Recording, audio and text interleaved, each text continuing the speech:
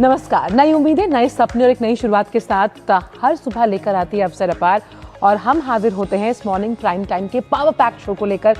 मेरा नाम आंचल है, मेरे साथ है मेरी सहयोगी शैला और हमारी कोशिश होती है कि भारत के जो विकसित भारत का लक्ष्य है उससे जुड़ी तमाम खबरें इस मंच के साथ हम करें साझा। बिल्कुल, यहाँ हम बात करेंगे नए भारत की और प्रेस रिपोर्ट्स की भी बात करेंगे। आत्मनिर्भर होते भारत के आर्थिक विकास की झलक यहाँ आपको देखने को मिलेगी। साथ साथ खेल जगत में क्या हिट रहा है, कैसे आपकी सेहत फिट रहने वाली है, टेक टॉक, वर्ल्ड वॉच, तमाम वो बातें जो कि आपके दिन को खास बनाने वाली हैं। बिल्कुल, तो इन सभी खबरों पर डालेंगे नजर, लेकिन सबसे पहले शुरुआत करते हैं इस वक्त की प्रमुख सुर्खियों के साथ।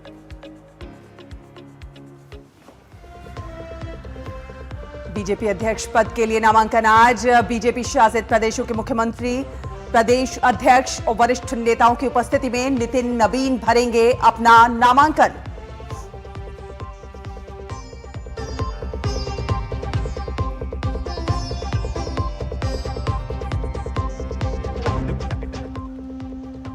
छियासीवां अखिल भारतीय पीठासीन अधिकारी सम्मेलन आज से लखनऊ में। देश भर की विधानसभाओं के अध्यक्ष और विधान परिषदों के सभापति होंगे शामिल।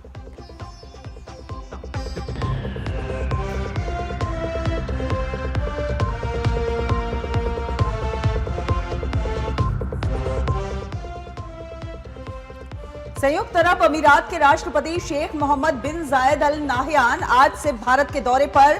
दोनों देशों के बीच व्यापक रणनीतिक साझेदारी को और मजबूत करने पर चर्चा संभव।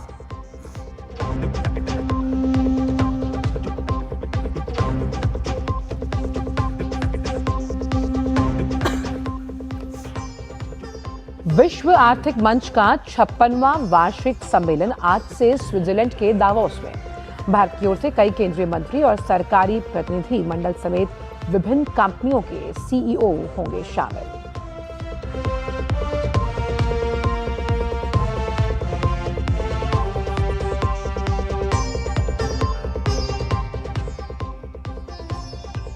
कार्लोस अल्काराज की ऑस्ट्रेलियन ओपन में धमाकेदार शुरुआत। पहले दौर में ऑस्ट्रेलिया के एडम वॉल्टन को दी शिकस्त।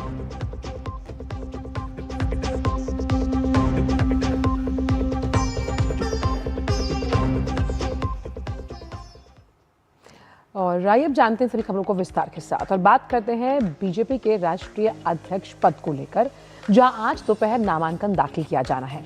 बीजेपी के कार्यकारी अध्यक्ष नितिन नवीन की तरफ से बीजेपी के राष्ट्रीय अध्यक्ष के चुनाव के लिए नामांकन दाखिल किया जाएगा। जिन राज्यों में बीजेपी के संगठन की चुनाव प्रक्रिया पूरी हो गई है, ऐसे राज्यों से एक एक सीट बीजेपी के नए अध्यक्ष पद के लिए दाखिल किए जाएंगे। नितिन नवीन के अध्यक्ष पद के लिए प्रस्तावकों में पार्टी के शीर्ष नेता शामिल होंगे। अलग अलग राज्यों की तरफ से उनके लिए प्रस्तावकों के कई सेट दाखिल किए जाएंगे। वहीं बीजेपी 16 जनवरी को ही राष्ट्रीय अध्यक्ष पद के लिए निर्वाचक मंडलों की जो सदस्यों की सूची है उसे जारी कर चुकी है, जिसमें जिन जिन राज्यों में संगठन चुनाव हो चुके हैं उन राज्यों से पार्टी के राष्ट्रीय परिषद के सदस्यों के नाम भी शामिल हैं। निर्वाचक मंडल की सूची में कुल 5,700 से अधिक नाम शामिल किए गए हैं। बीजेपी अध्यक्ष पद के लिए मौजूदा कार्यकारी अध्यक्ष नितिन नवीन का ही नामांकन होना है। नामांकन जो है वो दोपहर 2 बजे से लेकर 4 बजे के बीच दाखिल किया जा सकता है। पूरी इस चुनाव प्रक्रिया में नई दिल्ली स्थित पार्टी मुख्यालय में ये पूरी चुनाव प्रक्रिया होनी है। तो नितिन नवीन राष्ट्रीय अध्यक्ष पद के लिए आज अपना नामांकन दाखिल करेंगे। और इसी बड़ी खबर पर बात करने के लिए हमारे साथ हमारे संवाददाता शैलेंद्र मिश्र जुड़ गए हैं। शैलेंद्र, एक अरसे बाद जिस घड़ी का इंतजार था वो तारीख और वो समय मुकर्रर कर दिया गया जब भाजपा अध्यक्ष का आज नामांकन होना है। आखिरकार ये प्रक्रिया किस प्रकार संभव की जाएगी और कैसे होगा चुनाव?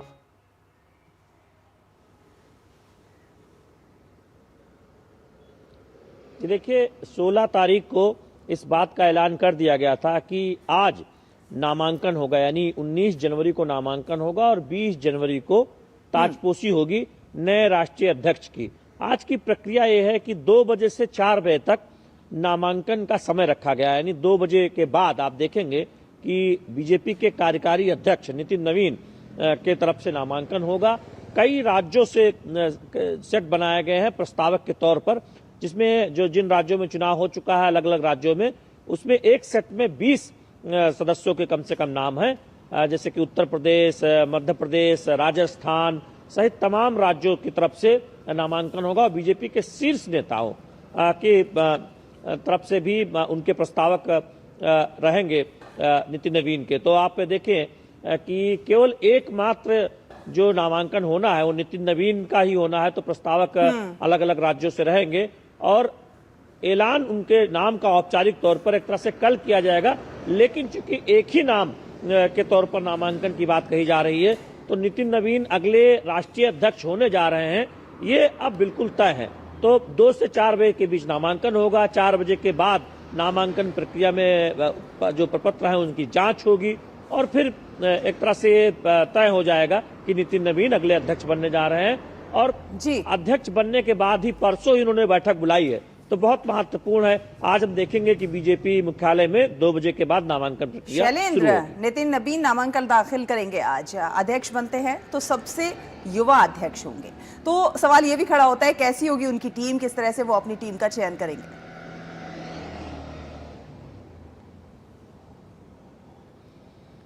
देखिए 45 वर्ष के राष्ट्रीय अध्यक्ष बीजेपी के बनने जा रहे हैं नितिन नवीन।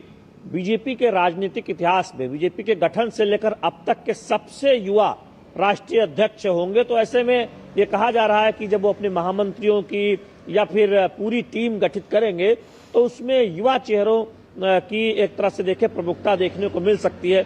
लेकिन संकेत इस बात के भी हैं कि जो अनुभवी संगठन के कुछ नाम हैं उनको भी एक तरह से जगह दी जाएगी। उनकी जो नई टीम है उसमें अनुभव और युवा का एक मिश्रण होगा। बीजेपी में देखिए एक परंपरा है कि जब भी नया राष्ट्रीय अध्यक्ष बनता है 3 साल के लिए बीजेपी में अध्यक्ष का चुनाव होता है तो फिर वो नई टीम गठित होती है। ये राष्ट्रीय परिषद में जो अनुमोदन हो जाएगा जो अगले 2 महीनों के भीतर संभवतः होगी, तब उसके बाद ये कहा जा रहा है कि नई टीम का नितिन नवीन गठित करेंगे। और उसमें चूंकि ये एक नियम भी है बीजेपी के संविधान में कि कम से कम 1/3 नए चेहरे होने चाहिए जब महासचिवों की बात हो, या फिर पुराने सारे रिपीट नहीं होने चाहिए।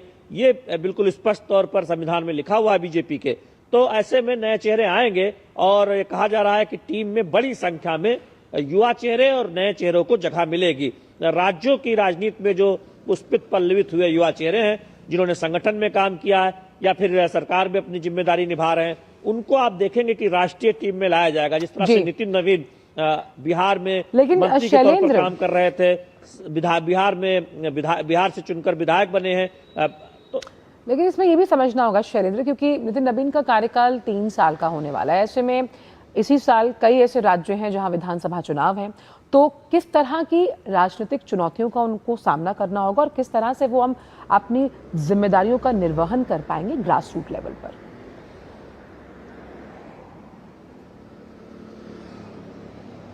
देखिए 2 बात बहुत अहम है समझनी। पहली बात तो है कि बीजेपी में जो रणनीति बनती है वो सामूहिक होती है और उसमें जो शीर्ष नेतृत्व है वो बहुत महत्वपूर्ण भूमिका लगातार निभाता है। तो निश्चित तौर पर जैसे ही राष्ट्रीय अध्यक्ष बनेंगे उसके बाद 2 अहम राज्यों में आप चुनाव देखेंगे। उसमें आप पश्चिम बंगाल जो सबसे महत्वपूर्ण राज्य है और तमिलनाडु जहां पर एनडीए विस्तार कर रही है। हाल ही में अम्बुमणि रामदास बीजेपी में उनके साथ उनका विस्तार हुआ है, एनडीए में वो शामिल हुए हैं। तो निश्चित तौर पर इन दोनों राज्यों में बीजेपी की चुनावी रणनीति काफी हद तक तय हो चुकी है। तो इसमें हम ये कह सकते हैं कि जब वो राष्ट्रीय अध्यक्ष बनेंगे तो एक आप उसमें वहां पर जो प्रदर्शन होगा नए राष्ट्रीय अध्यक्ष के तौर पर ये कहा जाएगा कि उसके बाद कैसा प्रदर्शन रहा। लेकिन असली चुनौती 2027 में होने वाली है उत्तर प्रदेश में, जहां उत्तर प्रदेश के चुनाव हैं। हम जानते हैं कि नया प्रदेश अध्यक्ष पंकज चौधरी के तौर पर दिया गया है और जिन राज्यों में बीजेपी विस्तार के बारे में सोच रही, चूंकि आज की स्थिति में अगर आप देखें तो बीजेपी और एनडीए का एक सुनहरा दौर है जिसमें हम देख रहे हैं कि ऐसी सफलताएं मिल रही हैं जिसके बारे में बीजेपी ने बहुत पहले कल्पना की थी। आप देखें कि बीएमसी जैसे जगह पर मुंबई में बीजेपी प्लस ने जिस तरह से सफलता का पताका फहराया है जो किसी जमाने में अकल्पनीय था। तो बीजेपी की उस सफलता को बनाए रखना न केवल राज्य दर राज्य बीजेपी ने 2024 के बाद जीते हैं, 24 में जरूर कुछ चुनौती आई थी, जब कुछ अहम राज्यों में सीटों की संख्या कम हुई थी, लेकिन फिर हरियाणा जीता, महाराष्ट्र जीता। महाराष्ट्र में अब मुंबई जैसे नगर निगम जीते, तमाम नगर निगमों में बीजेपी और उनके सहयोगी दलों ने सफलता हासिल की है। तो चुनाव दर चुनाव बीजेपी सफलता हासिल कर रही है, उसको बनाए रखना एक चुनौती होगी। बिल्कुल, ये चुनौतियां बनी रहेंगी। ये कह सकते हैं कि नितिन नवीन के सामने अभी खुला आसमान है, बहुत सारी चुनौतियां हैं, तो बहुत सारी जिम्मेदारियां भी आगे आने वाले समय में उनके सामने रहने वाली हैं। बहुत बहुत धन्यवाद शैलेंद्र, ये तमाम अपडेट हमारे दर्शकों से साझा करने के लिए। चलिए बढ़ते हैं आगे और बात करते हैं 86वां जो अखिल भारतीय पीठासीन अधिकारी सम्मेलन है, जो आज से लखनऊ में उत्तर प्रदेश विधानसभा में शुरू होने जा रहा है। लोकसभा स्पीकर ओम बिरला उद्घाटन सत्र को संबोधित करने वाले हैं और सम्मेलन में देश भर की विधानसभाओं के अध्यक्ष और विधान परिषदों के सभापति शामिल होंगे। और इस दौरान विधायी निकायों के सचिवों का 62वां सम्मेलन भी होगा। इसकी अध्यक्षता उत्तर प्रदेश विधानसभा के अध्यक्ष सतीश महाना करेंगे।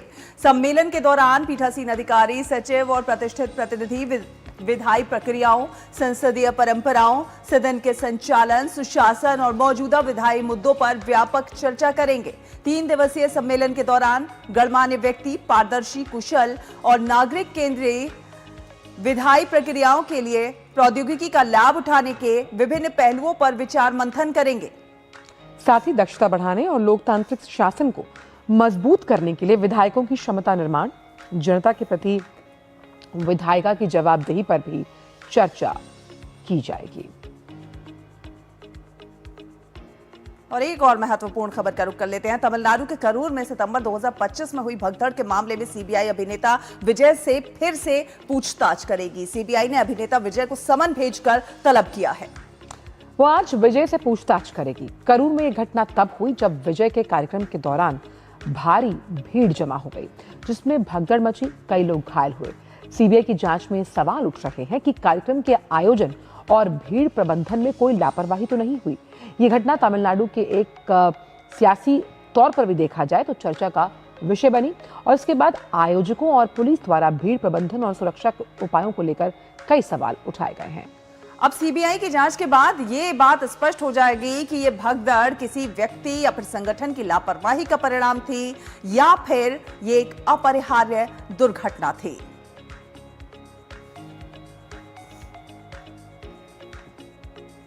तो संवाददाता नीरज सिंह हमारे साथ जुड़ रहे हैं ज्यादा जानकारी के साथ। नीरज, विजय की फिर से पेशी हो रही है, क्या कुछ है अपडेट, क्या कुछ पूछा जाएगा?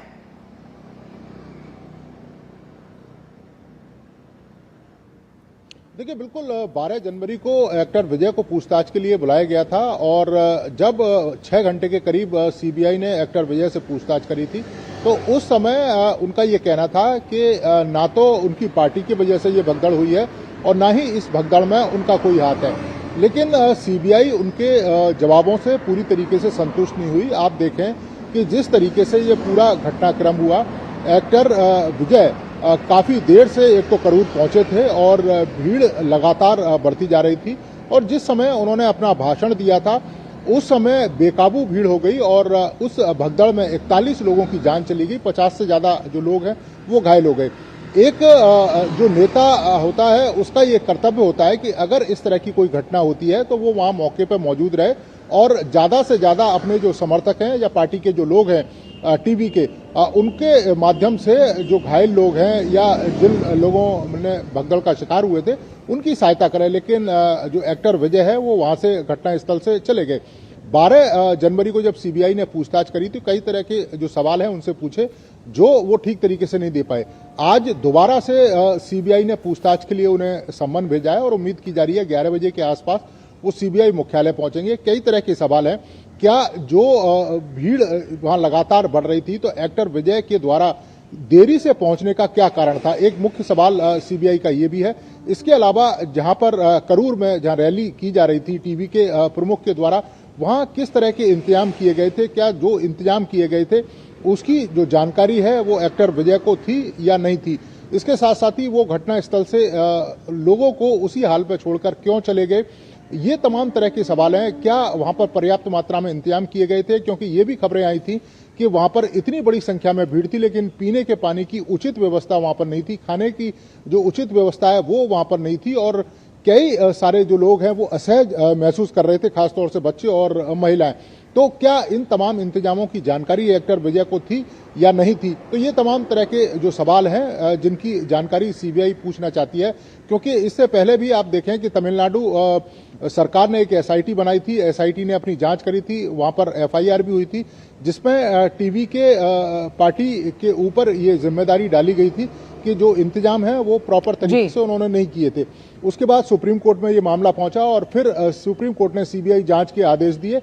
अब सीबीआई लगातार इन्हीं सवालों के जवाब जानना चाहती है कि क्या ये घटना जो हुई थी उसमें टीवी के पार्टी या उनके कार्यकर्ता या फिर एक्टर विजय का किसी तरह का कोई रोल है या नहीं है। तो ये तमाम सवाल हैं जिनके जवाब एक्टर विजय से सीबीआई पूछेगी और उम्मीद की जा रही है कि 11 बजे के आसपास ये पूछताछ शुरू होगी। पिछली बार 6 घंटे की पूछताछ हुई थी। तो विजय के जवाबों से संतुष्ट नहीं थी सीबीआई, साफ तौर पर उनकी मुश्किलें बढ़ती हुई नजर आ रही है। ऐसे में विजय टीवी के पार्टी के साथ 2026 के तमिलनाडु विधानसभा चुनाव लड़ेंगे नीरज, और उनका ये पूर्णकालिक राजनीतिक करियर होगा और जिसके लिए उन्होंने अपने फिल्मी करियर को छोड़ने का फैसला किया। लेकिन जिस तरह इस घटना की अगर बात की जाए तो अपने आप में दुर्भाग्यपूर्ण थी, उनके पॉलिटिकल करियर पर कितना बड़ा असर छोड़ती नजर आएगी?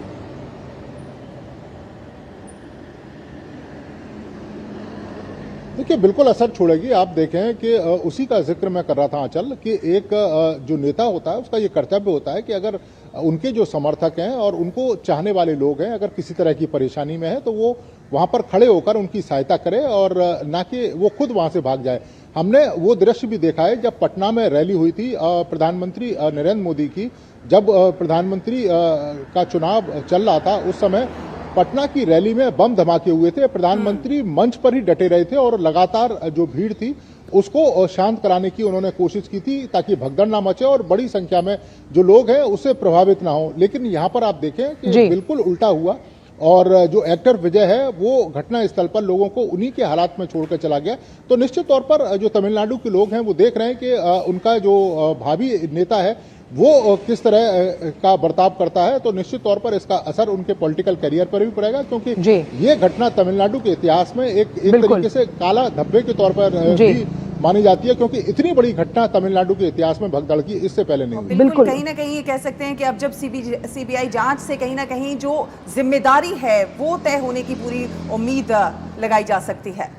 बहुत बहुत शुक्रिया नीरज इन तमाम जानकारी को हमसे साझा करने के लिए। वो कहते हैं कि राजनीति में आप जनता की सेवा और जन प्रतिनिधि के तौर पर आते हैं और ऐसे में अगर आप इस तरह की कोई घटना होती है और वहां जनता को छोड़कर चले जाएं तो आप साफ तौर पर उनकी उम्मीदों पर खरा नहीं उतरते। खैर, बहरहाल सीबीआई को जब जवाब देंगे विजय तो बहुत से ऐसे सवाल हैं जिनके हल निकलते हुए नजर आएंगे। वक्त छोटे से ब्रेक का, ब्रेक के उस पार आकर भी खबरों का सिलसिला जारी रहेगा। आप देखते रहिए DD न्यूज पर हमारा खास शो नया सवेरा।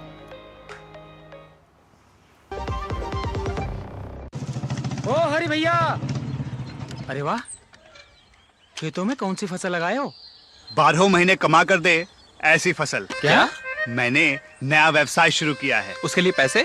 इसमें किसी निवेश की जरूरत ही नहीं। अच्छा, मुखिया जी। अरे मुखिया जी नमस्ते। अरे हरी, कब आ रहे हो? आप बस चलिए, मैं पहुंचता हूं। अब मैं LIC एजेंट हूं। LIC एजेंट बनो, अब बड़ा सोचो। हमारी वेबसाइट पर जाएं या अपनी नजदीकी LIC शाखा से संपर्क करें। मेरी पसंद, मेरी पसंद, मेरी पसंद, मेरी पसंद, हमारी पसंद। हम सबकी पसंद। मजबूत देश का मजबूत सरिया हो गया स्टील। हो गया इंतजाम। किसका? गुड्डी की फीस का। दिखा। 20,000 का लोन तुरंत। पता है कौन दे रहा है, ब्याज कितना है? लोन विनियमित संस्थानों से ही लें और कर्ज उतना जितनी जरूरत, वो भी जांच कर। हो गया इंतजाम। पगार एडवांस में भेजिए। RBI कहता है सही वित्तीय बर्ताव करे आपका बचाव। टिंग टिंग, आपके लिए एक फेस्टिवल ऑफर है। QR कोड स्कैन करो, UPI पिन डालो और 10,000 रुपए आपके बैंक अकाउंट में। पिन डालूंगा तो पैसा खट से आएगा नहीं, झट से कट जाएगा। मैं मूर्ख नहीं हूँ। आलिया, UPI कहता है UPI पिन पैसे भेजने के लिए होता है, पाने के लिए नहीं। इस बात को याद रखें और कहें, मैं मूर्ख नहीं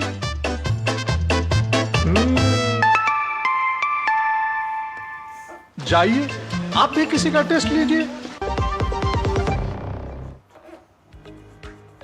के बाद स्वागत है आपका। आप देख रहे हैं नया सवेरा। आपको बता दें कि पोलैंड के उप प्रधानमंत्री और विदेश मंत्री रादोस्लाव सिकोर्स्की इस समय भारत के दौरे पर हैं। वे आज नई दिल्ली में विदेश मंत्री डॉक्टर एस जयशंकर से मुलाकात करेंगे और इस दौरान द्विपक्षीय हितों, रणनीतिक साझेदारी और संबंधों को और मजबूत बनाने पर चर्चा होने की संभावना। इससे पहले रादोस्लाव सिकोर्स्की जयपुर के दौरे पर थे। जयपुर में आयोजित साहित्य महोत्सव के दौरान सिकोर्स्की ने संकट में एक महाद्वीप, रूस, यूक्रेन और यूरोपीय कहानी शीर्षक वाले सत्र में भाग लिया। पोलैंड मध्य और पूर्वी यूरोप में भारत का सबसे बड़ा व्यापारिक और निवेश भागीदार है। और संयुक्त अरब अमीरात के राष्ट्रपति शेख मोहम्मद बिन जायद अल नाहयान आज से भारत की आधिकारिक यात्रा पर रहेंगे। वो प्रधानमंत्री नरेंद्र मोदी के निमंत्रण पर भारत आ रहे हैं। यूएई के राष्ट्रपति बनने के बाद ये उनकी तीसरी आधिकारिक भारत यात्रा है। यूएई के राष्ट्रपति की इस यात्रा से भारत और यूएई के बीच व्यापक रणनीतिक साझेदारी के लिए नई सीमाएं तय होंगी। ये यात्रा आपसी हित के क्षेत्रीय और वैश्विक मुद्दों पर विचारों के आदान प्रदान को भी मजबूती देगी। भारत और यूएई एक दूसरे के शीर्ष व्यापार और निवेश भागीदारों में शामिल हैं। दोनों देशों के बीच दीर्घकालिक ऊर्जा आपूर्ति व्यवस्था समेत एक मजबूत ऊर्जा साझेदारी भी है।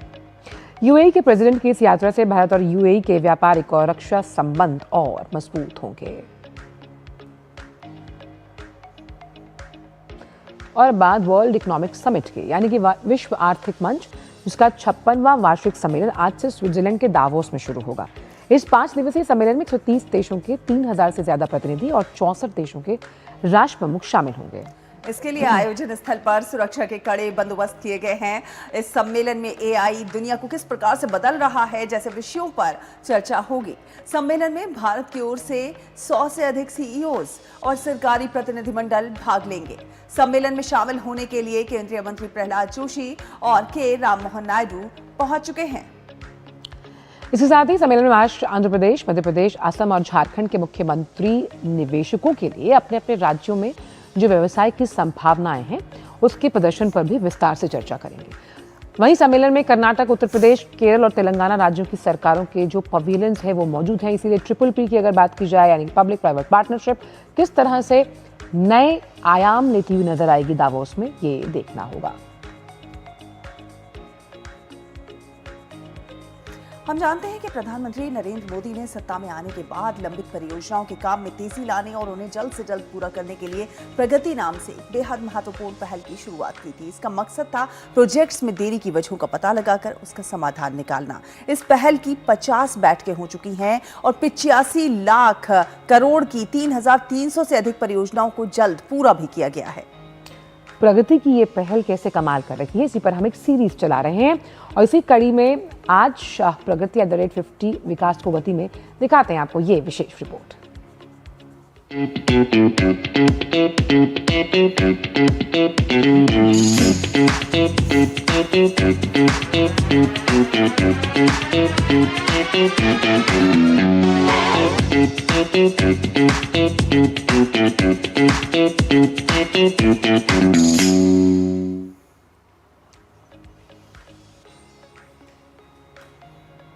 तो प्रगति प्लेटफॉर्म के जरिए लंबित परियोजनाओं को नई गति मिली। प्रगति समीक्षा बैठक से सोलन परवाणु 4 लेन परियोजना में आ रही रुकावटों को न केवल दूर किया गया बल्कि राज्य को बेहतर कनेक्टिविटी भी प्रदान की गई, जो आज आर्थिक और पर्यटन गतिविधियों को भी कहीं ना कहीं गति देने में बेहद अहम भूमिका निभा रहा है। आपको ये खास रिपोर्ट दिखाते हैं।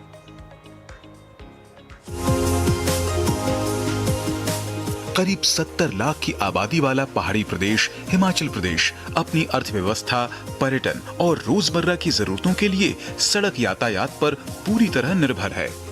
लंबे समय तक यहाँ 4 लेन सड़कों की कल्पना भी मुश्किल मानी जाती थी, लेकिन केंद्र सरकार के हस्तक्षेप के बाद 2011 में पहली बार प्रदेश में आधुनिक 4 लेन सड़कों को मंजूरी मिली। शिमला और चंडीगढ़ को जोड़ने वाला परवाणु सोलन 4 लेन हाईवे को विकसित करने का फैसला हुआ। 39 किलोमीटर लंबे इस 4 लेन का निर्माण 1635 करोड़ रुपए की लागत से किया गया। परियोजना जितनी महत्वाकांक्षी थी उतनी ही चुनौतीपूर्ण भी। पहाड़ी और संवेदनशील क्षेत्र होने के कारण निर्माण के दौरान भूमि अधिग्रहण, वन मंजूरी, भूमि सीमांकन और मुआवजा वितरण जैसी कई जटिल समस्याएं सामने आईं। इसके अलावा हिमाचल प्रदेश विद्युत बोर्ड के 9 हाई वोल्टेज टावरों का स्थानांतरण, वन संरक्षण अधिनियम 1980 के तहत मलबा डंपिंग के लिए वन भूमि के डायवर्जन की मंजूरी, मुकदमेबाजी, उत्तराधिकार विवाद और लंबित म्यूटेशन जैसी अड़चनें भी परियोजना में देरी का कारण बनी।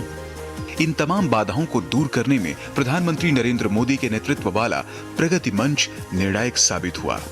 27 जून 2018 को हुई प्रगति समीक्षा बैठक में पहली बार सोलन परवाणु 4 लेन परियोजना में आ रही रुकावटों को गंभीरता से उठाया गया। इसके बाद केंद्र सरकार ने प्रगति मंच के माध्यम से राज्य सरकार को स्पष्ट निर्देश दिए और विभिन्न विभागों के बीच समन्वय सुनिश्चित किया गया और फिर वर्षों से अटकी समस्याएं एक एक कर सुलझती चली गई। रेबॉन एक यहाँ पे जगह आती है जहाँ पे लैंड एक्विजिशन की वजह से काफी दिक्कतें रहीं। जब उसको प्रगति में बैठक में डाला गया तो चीफ सेक्रेटरी लेवल पे कैबिनेट सेक्रेटरीट से डायरेक्शन आया और उसके बाद इसको फास्टेस्ट मोड पे करा के हमको लैंड मिला और हम उसको बाईपास को रेबॉन वाले को जल्दी से जल्दी कर पाए। यहाँ से हमारा 4 लेन का प्रोजेक्ट जो परवाणु सोलन है, इसका ये आखिरी हिस्सा है। यहाँ भी काम होने में काफ़ी तकलीफ NHAI को झेलनी पड़ी, जिसको के जो इंटर मिनिस्ट्रियल का फोरम है प्रगति में इसको रेज किया गया और प्रगति में जब रेज किया तो इसका डिस्ट्रिक्ट एडमिनिस्ट्रेशन से सॉल्यूशन आया। आखिरकार 20 दिसंबर 2023 को परवाणु सोलन 4 लेन का निर्माण कार्य पूरा हुआ और इसे औपचारिक रूप से कंप्लीशन सर्टिफिकेट जारी किया गया। आज यह कॉरिडोर परवाणु सोलन और शिमला के बीच कनेक्टिविटी सुधारने, सड़क सुरक्षा बढ़ाने, यात्रा समय घटाने और प्रदेश में आर्थिक व पर्यटन गतिविधियों को गति देने में अहम भूमिका निभा रहा है। यह परियोजना इस बात का सशक्त उदाहरण है कि कैसे प्रधानमंत्री की प्रगति समीक्षा के जरिए जटिल और संवेदनशील क्षेत्रों में भी अवसंरचना परियोजना को सफलतापूर्वक धरातल पर उतारा जा सकता है। Bureau report, DD news.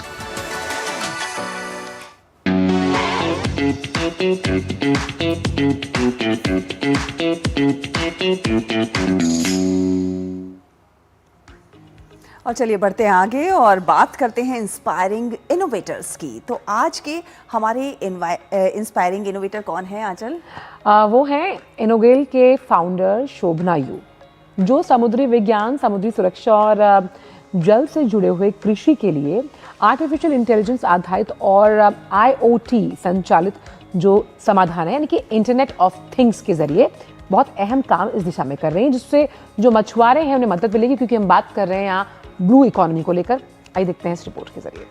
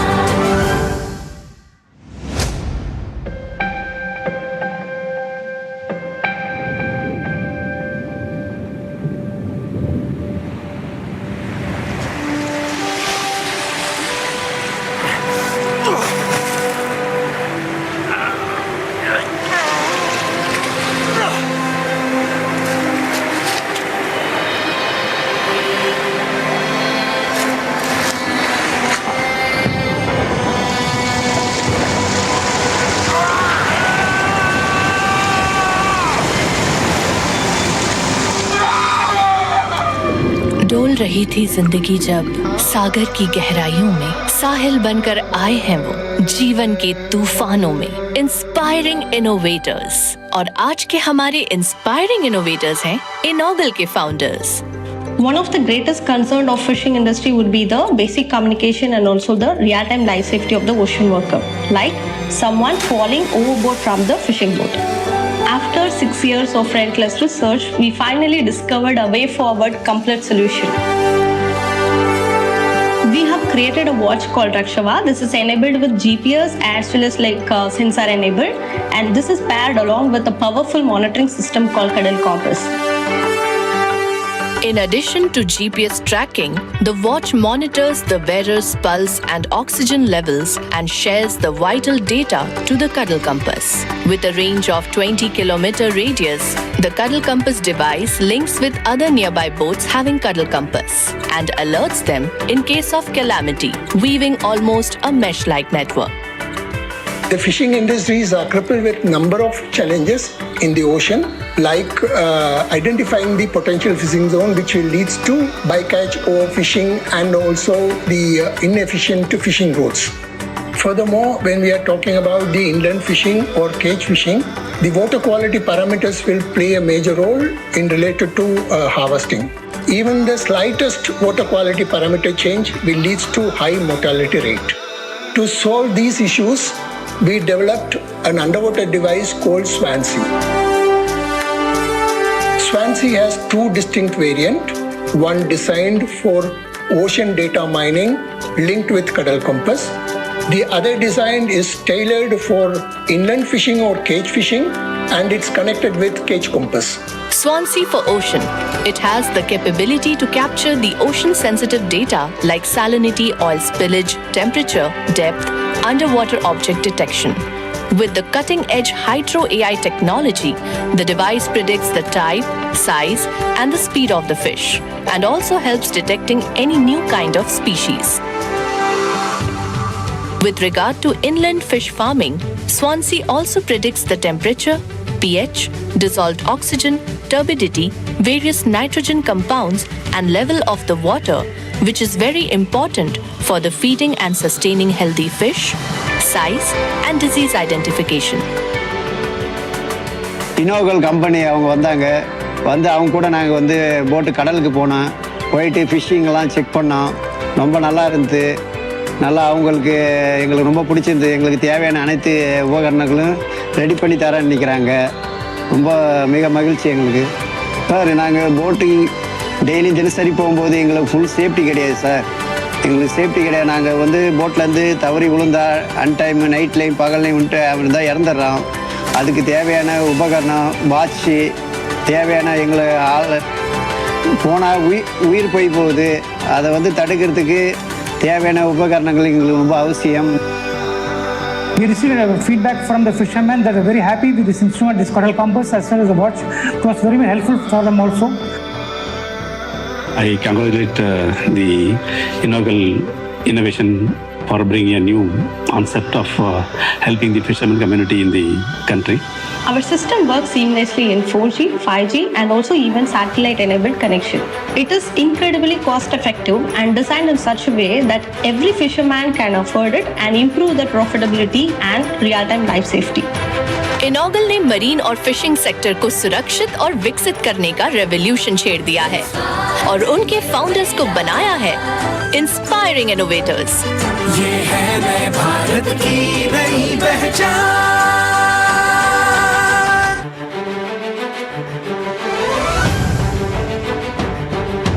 जूझ रही थी जिंदगी जब तपती धूप की बाहों में, छाँव बनकर आए हैं वो पैर चटकती राहों में। Inspiring innovator, नई सोच की नई उड़ान, ये है नए भारत की नई पहचान।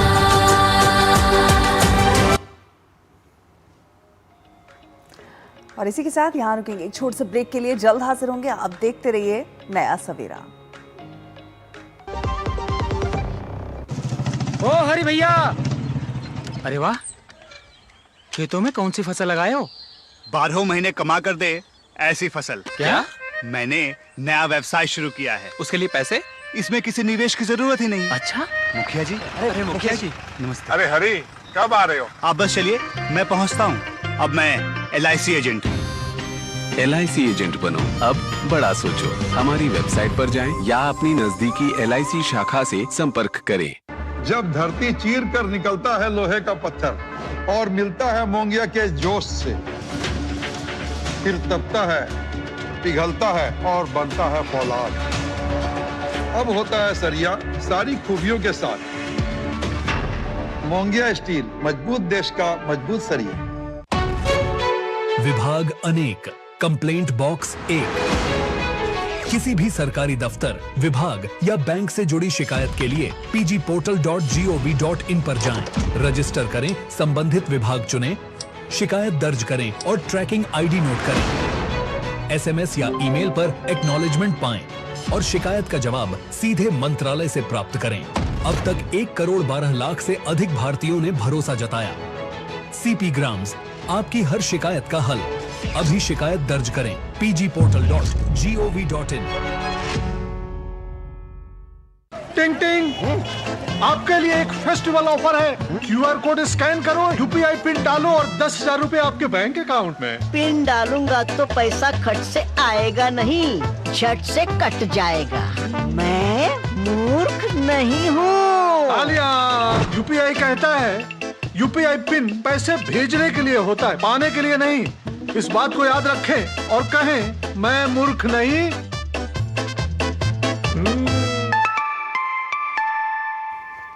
जाइए, आप भी किसी का टेस्ट लीजिए।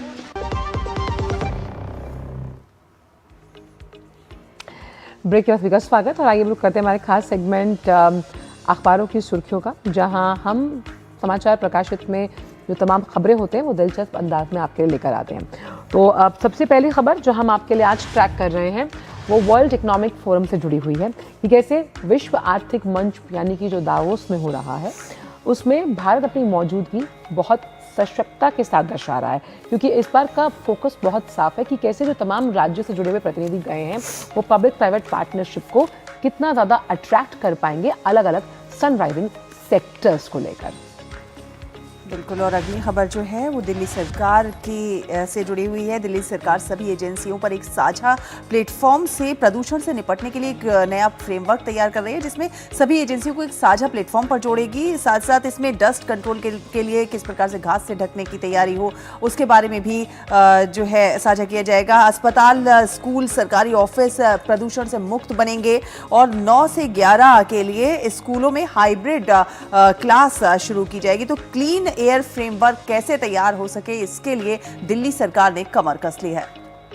और वही बात अब करते हैं ज्ञान के महाकुंभ से जुड़ी हुई। पुस्तक मेला लगा हुआ था जिसका आखिरी दिन कल था, और ऐसे में इस बार 20 लाख से ज़्यादा जो रीडर्स हैं वो इस मेले में पहुंचे और ये उम्मीद जो जताई जा रही थी उससे ज़्यादा पाठक वहां पहुंचे। उन्होंने जमकर ज्ञान से जुड़ी हुई किताबें खरीदी। अगले साल इसे 16 जनवरी से 24 जनवरी तक आयोजित किया जाएगा दिल्ली वालों के लिए। और बात करते हैं युवा फेस्टिवल की। यहाँ युवा फेस्टिवल में 6 आइडियाज़ जो हैं काफ़ी उभर कर सामने देखने को मिले। रोबोटिक्स से किस प्रकार से साइबर सुरक्षा हो सकती है उस पर सभी का ध्यान केंद्रित हुआ। पानी में सैनिटरी पैड घुल सकता है, इस प्रकार के आइडियाज़ लेकर आए युवा। और साइबर सुरक्षा, bio care, smart travel products और डीप टेक और रोबोटिक्स से जुड़े कई प्रोडक्ट्स जो हैं दर्शकों का ध्यान आकर्षित करते हुए नजर आए। चलिए, तो अखबारों के जगत से अब आपको लिए चलते हैं हम विज्ञान की दुनिया में और बात करते हैं हमारे सेगमेंट साइंस पार्क की, जहां हाल ही में वैज्ञानिकों ने पाया कि 2025 में विश्व के महासागरों ने अब तक की सबसे ज्यादा गर्मी सोख ली, जो कि किसी भी साल की तुलना में सबसे बड़ा रिकॉर्ड है। तो चलिए आपको लेकर चलते हैं अपने सहयोगी गौरव के पास और जानते हैं कि क्या है इस रिपोर्ट में, उसको विस्तार से समझते हैं।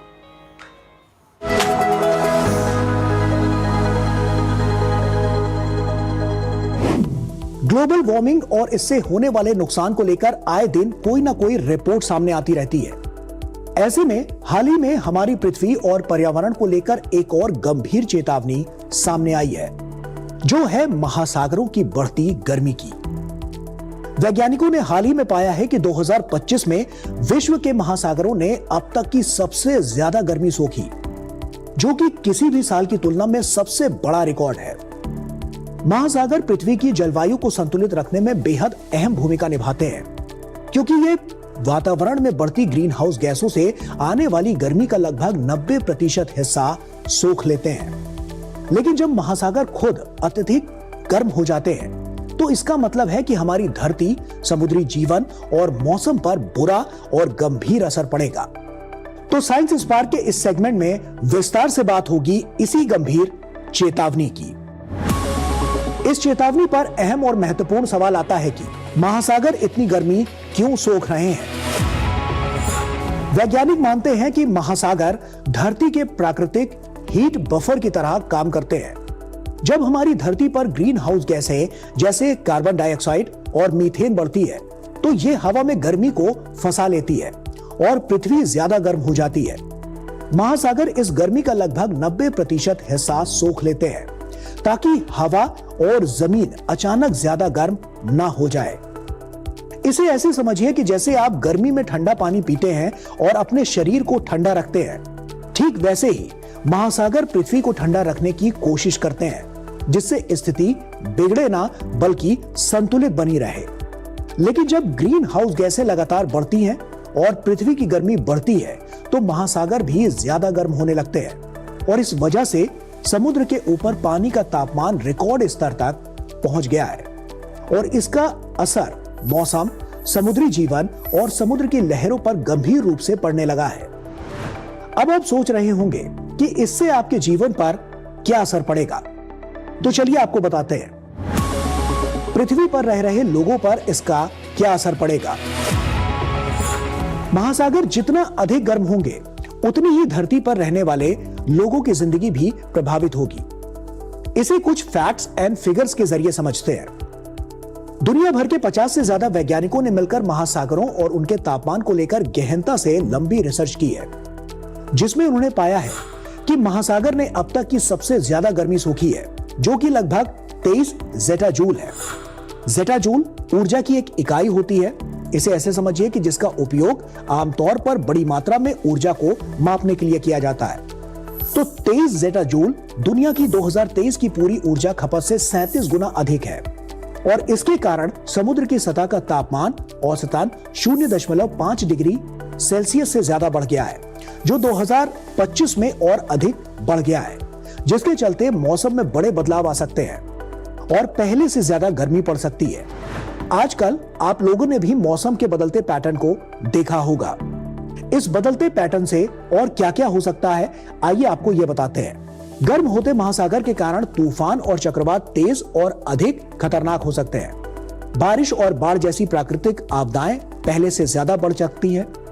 वहीं समुद्र का पानी गर्म होने से सतह का स्तर और अधिक बढ़ता है, जिससे समुद्र के किनारे रहने वाले लोग और शहर पानी में डूबने का खतरा झेलते हैं।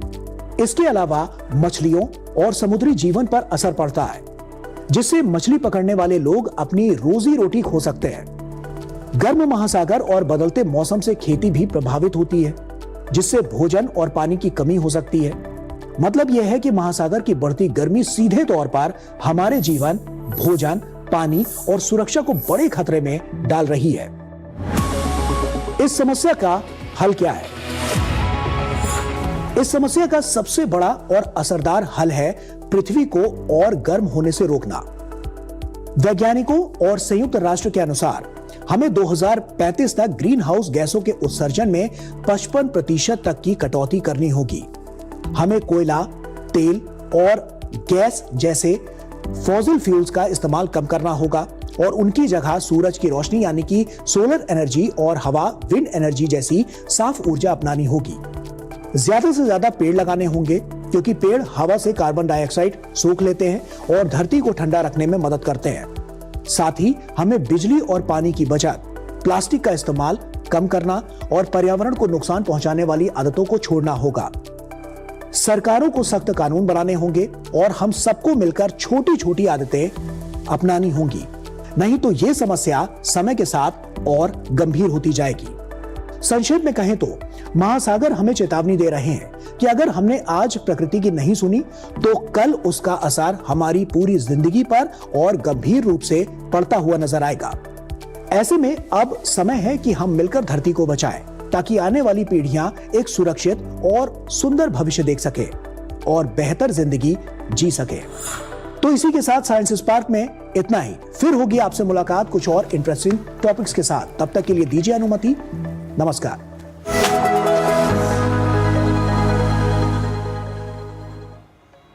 और आइए अब देखते हैं दुनिया भर की कुछ खास खबरें।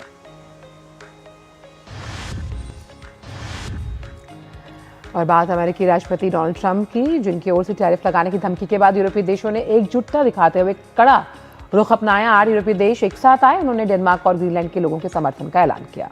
साथ साथ ट्रंप की टैरिफ धमकियों की निंदा भी की है। आपको बता दें कि ट्रंप ने अपने सोशल मीडिया पर पोस्ट करके बताया था कि 1 फरवरी से Denmark, Norway, Sweden, France, Germany, Netherlands, Finland और यूनाइटेड किंगडम से आने वाले उत्पादों पर 10% अतिरिक्त आयात शुल्क लगाया जाएगा।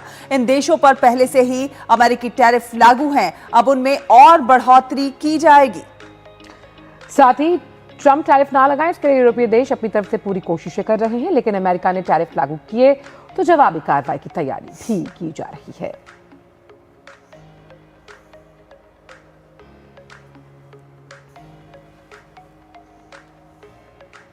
और करते हैं हमारे सेगमेंट अराउंड द वर्ल्ड का।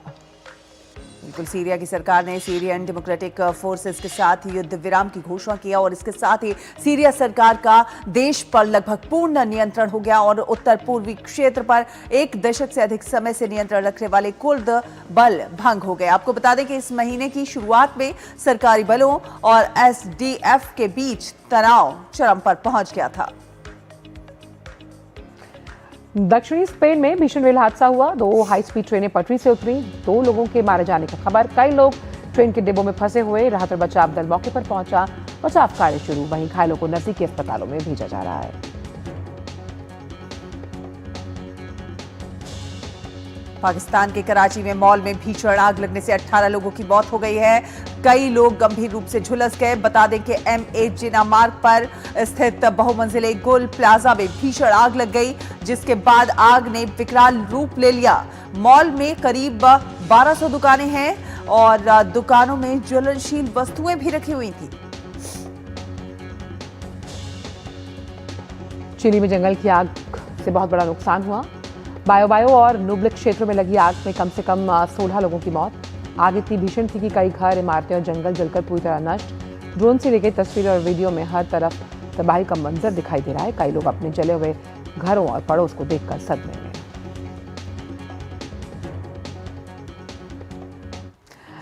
और आज आपको बताते हैं बचत मंत्र यानी मनी मंत्र में हम डिजिटल गोल्ड से ETF कैसे बेहतर है ये आपको बताते हैं।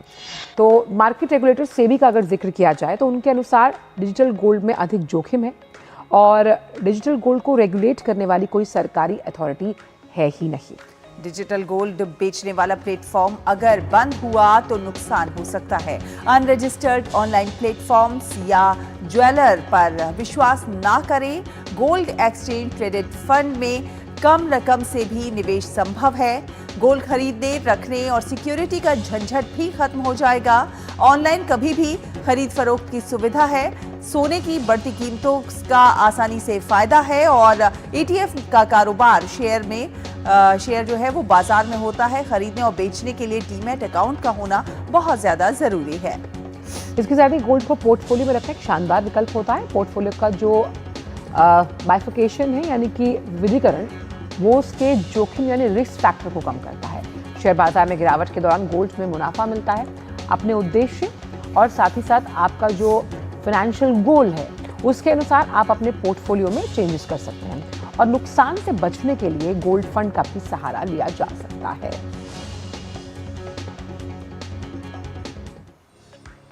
और नया सवेरा में अब बात कृषि जगत की और रुक करते हैं राजस्थान का, जिसके सवाई माधोपुर में देश के पहले अमरूद महोत्सव का आयोजन किया गया। इस 2 दिवसीय कार्यक्रम के मुख्य अतिथि लोकसभा अध्यक्ष ओम बिरला रहे, जबकि इसकी अध्यक्षता कृषि और उद्यानिकी मंत्री डॉक्टर किरोड़ी लाल मीणा ने की। प्रदर्शनी में ललित, इलाहाबाद सफेद, श्वेता, सिस, ललित और ऐसी कई अमरूद की उन्नत किस्मों ने अतिथियों को काफी ज्यादा आकर्षित किया। महोत्सव में अमरूद से बने जूस, चिप्स, कैंडी, फ्रूट बार, जेली, बर्फी, लड्डू, शरबत, पल्प, आरटीएस, चटनी, अचार, पाउडर और डिहाइड्रेट अमरूद जैसे उत्पादों का प्रदर्शन किया जा रहा है। अमरूद फेस्टिवल के दौरान लोकसभा अध्यक्ष ओम बिरला ने कहा कि किसानों की आय बढ़ेगी तभी तो भारत सशक्त बनेगा और आने वाले समय में सवाई माधोपुर का अमरूद वैश्विक पहचान बनाएगा।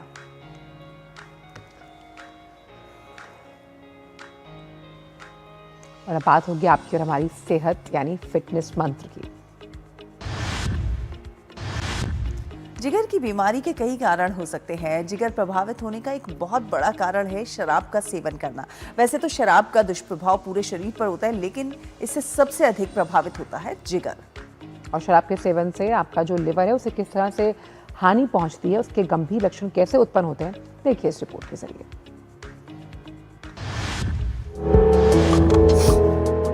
एल्कोहलिक लिवर डिजीज एक गंभीर अवस्था है जो जिगर को प्रभावित करती है।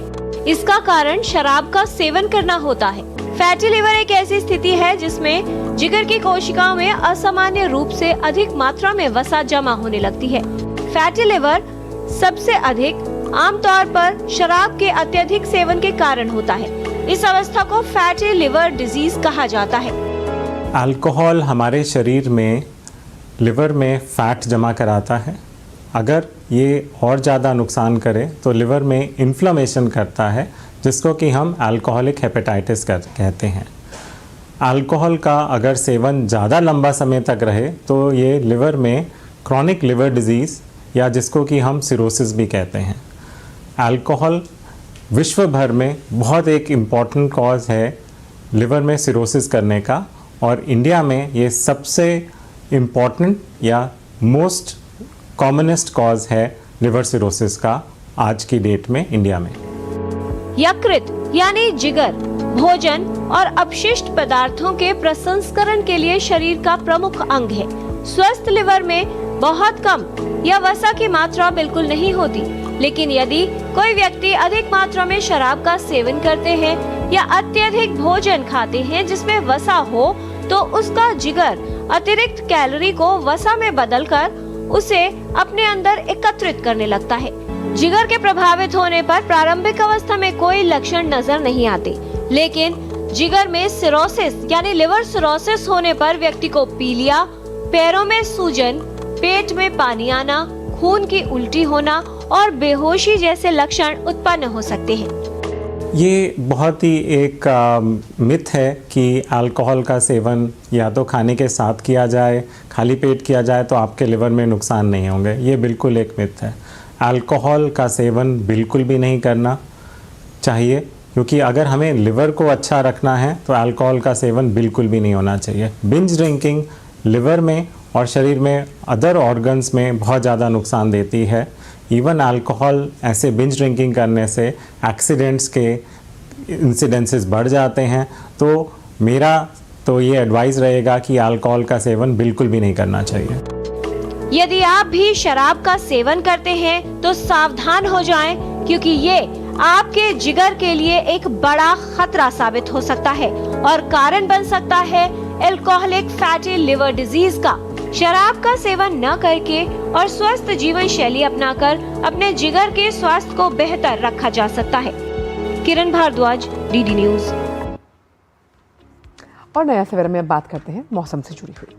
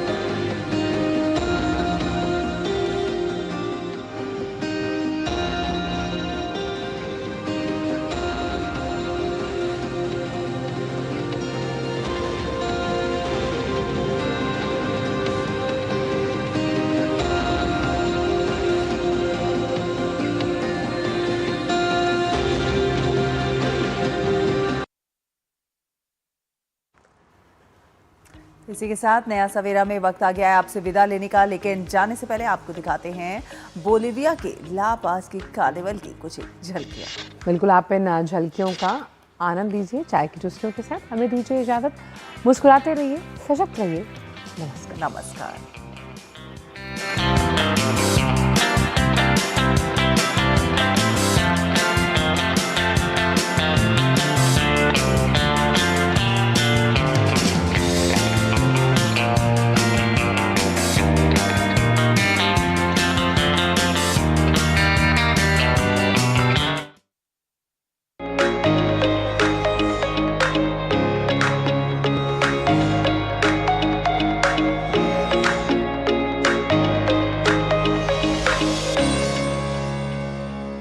नया सवेरा के प्रायोजक थे LIC, हर पल आपके साथ।